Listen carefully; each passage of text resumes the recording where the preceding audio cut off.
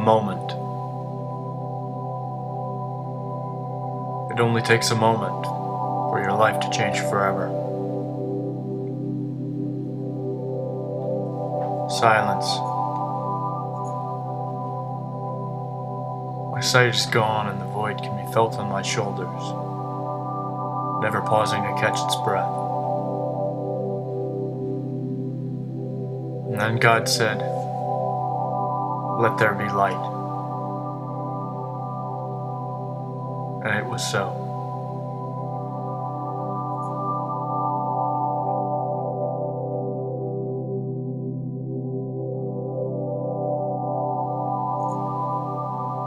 How did I get this way? Well, I wasn't born with my eyes like this. To be honest, I'm not even using my eyes right now. This is all a digital synesthetic cochlear-visual construction, which is a complicated way of saying that I use my ears to see.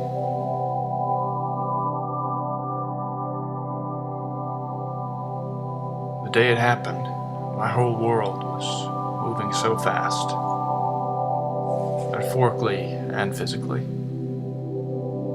I had graduated, gotten a job on the net, was full of big plans for the future. Those days I used to ride my hoverbike to relax. It always seemed to me that if you went fast enough, it would feel like the world was moving and you were staying still. And the world had been moving. Since the day I was born, the world had seen more changes than in the last 1,000 years. 100 years ago, they knew that space was the final frontier. But for all their advances, only about 1,000 people made it to space. The massive amount of fuel required for a single journey meant that the space travel soon became far too expensive. Space became the domain of robots. There was no reason to send a man when a man could control a robot from the safety of mission control.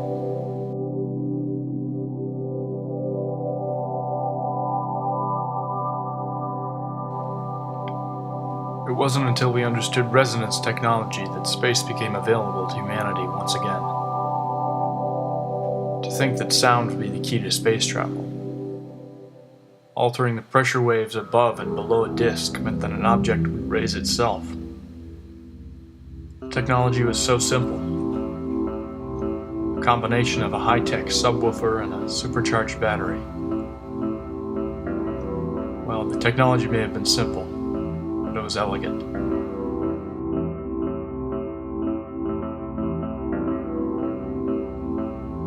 Within a decade, we went back to space. We haven't left since. Resonance craft now work like 1 million space elevators. Globalization of the 21st century was a joke compared to what happened next. You could get anywhere in the world in 3 hours, carrying half a ton of merchandise with you. People joked like that it was the internet had come to life. The previous generation had taken a small step for man. We took the jump. I guess that's how I came to have a hoverbike, actually. Before the jump, people didn't have this kind of a toy. I guess I was born at the right time. Of course, that day, my timing was really off. Little did I know that 10,000 feet above me, a resonance craft was having a critical malfunction.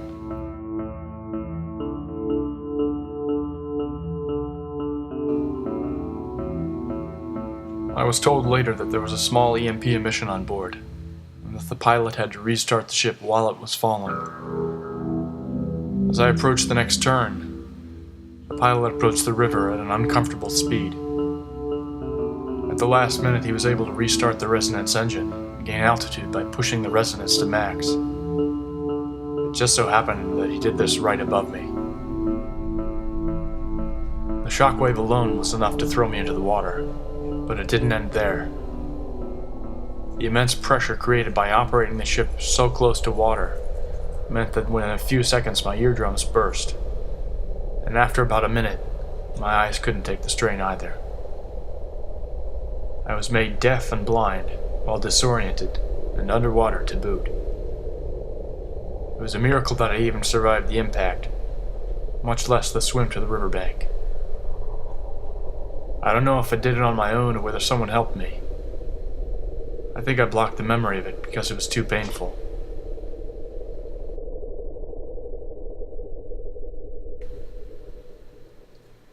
After the accident, I was in a hospital for 3 weeks. The only way that I could communicate was by tapping once for yes and twice for no. There was a lot of pain. There was little that the hospital could do for me. After the second week, I passed in and out of consciousness for about 6 days. It seems that while I was out, they pieced together what had happened to me.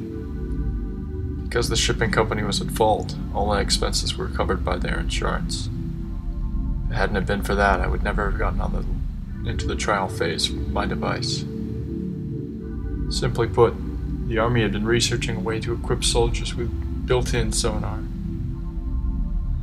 This was supposed to be done by augmenting the hearing of the soldier and creating an additional 1,000 artificial sound receptors in the ear. These receptors would pick up on very low and high frequencies that the human ear couldn't, and would translate them into something that was useful. The soldier would be able to hear what was going on all around them.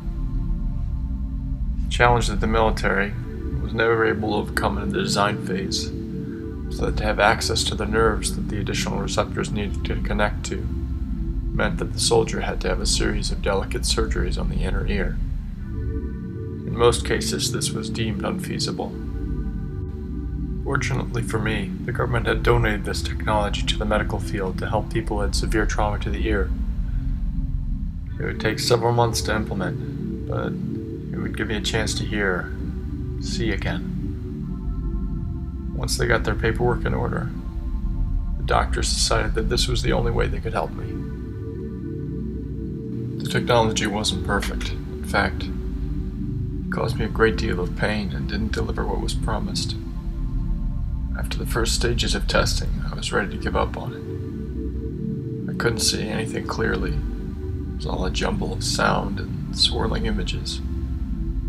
All I could hear again, what I saw was too confusing to make it worth my while.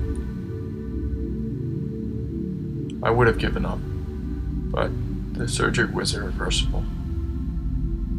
I was told that if I waited a little while longer, they might figure out what was distorting my vision. The device had worked completely well in testing. It was only once I got on the street that I was rendered blind. After some time, the answer presented itself. The device was pre-jump and didn't react well to resonance systems, which were now in every electronic device, home, car, and sky. We decided to experiment with the settings and see if there was a way to change the input so it ignored resonant interference. Otherwise, I'd have to find a place where the speakers weren't everywhere. As the days passed, it became hard to know where I was going or what I was seeing. Testing the input of the device yielded few results. After a month, I decided that I might have to live with the device as it was, which was a terrible notion as it made it even painful to be anywhere near a speaker system. Not all days were bad, though. I couldn't believe it, but rainy days were almost normal. There are the raindrops, which fall in a pattern on the world, but can be hard to hear individually. For whatever reason, I see sound shadows of the rain as waves instead of individual drops. The resonance craft play with the puddles of rain, buffeting them from all directions. I know what I see is not really there. To see the echoes bouncing off puddles is quite a sight. Flicks of light are scattered across the surface of the water, like little lost pixels. I guess this is one of the few times that everyone can see the residents' craft at work. I even remember seeing them before the accident. People used to sell coffee table books full of pictures, patterns they'd found in the puddles.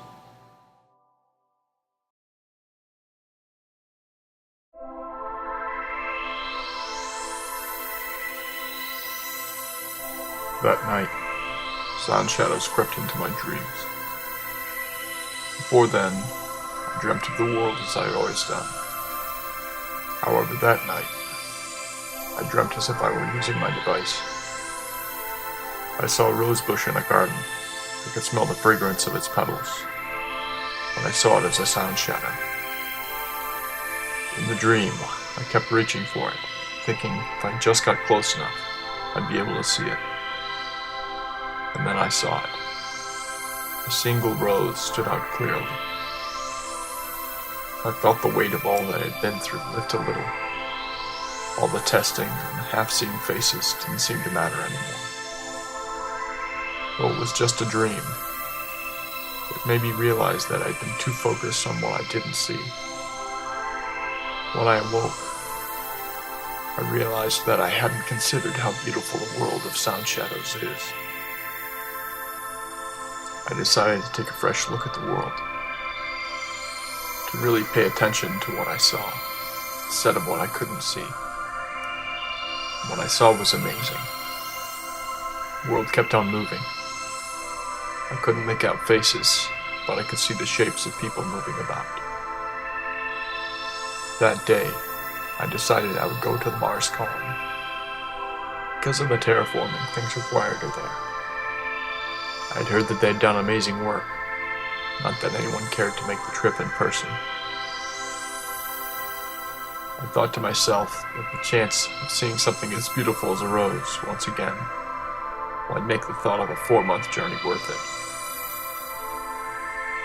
I would be fully blind for those 4 months, as my mechanical eyes might interfere with the automatic systems of the ship. But the thought of a single rose, and seeing the world as it truly is, kept me going.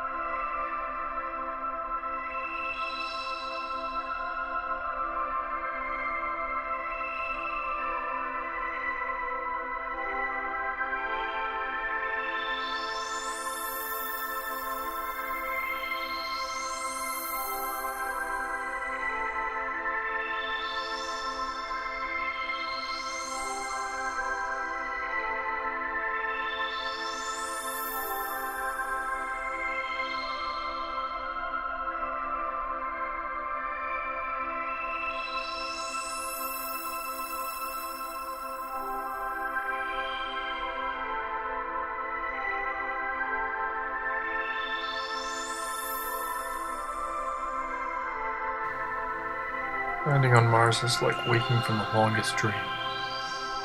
I could feel it when the craft came into orbit and the resonance engine kicked in again. The familiar rumble didn't bother me this time. It was a signal that the trip was almost over. Once we landed, a shuttle came to pick us up from the landing field. It was the middle of the night, which was disappointing because I wanted to know if I would be able to see the world normally. Once we arrived at the station, I got leave to watch the sunrise. I was brought to a hillock that overlooked the valley and looked towards the east, awaiting the sunrise. What I saw didn't disappoint.